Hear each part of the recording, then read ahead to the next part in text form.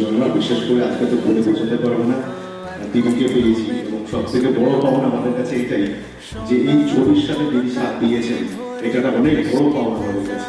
তো আমি চাইবো দিদির জন্য একটা হাততালি এবং সেখানে আচ্ছা, আরেকটা জিনিস আপনাদের সাথে শেয়ার করতে চাই। এই ছবিতে কিন্তু একটা নতুনত্ব ব্যাপার আছে। এখানে যে বাচ্চামিটি চরিত্র অভিনয় করছে আকাঙ্ক্ষা আছে, চলে এসো, কি মিষ্টি। আর আকাঙ্ক্ষার সাথে ওই ছবির মূল চরিত্রে আছে তাদের লড়াইয়ের ওর যে মা হয়েছে, ওরা কিন্তু সেম এজ, মানে রিয়েল লাইফে ওরা সেম এজ। তাকেও একটু ডাকতে চাই, স্বস্তিকা তোমার নাম। বাহ।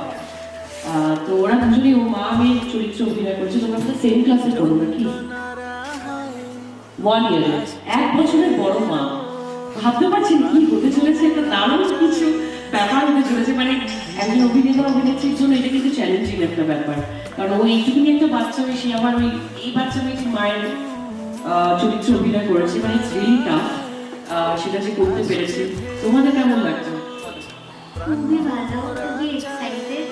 ফার্স্ট মুভি রিলিজ হচ্ছে আর খুবই এক্সাইটেড। আমি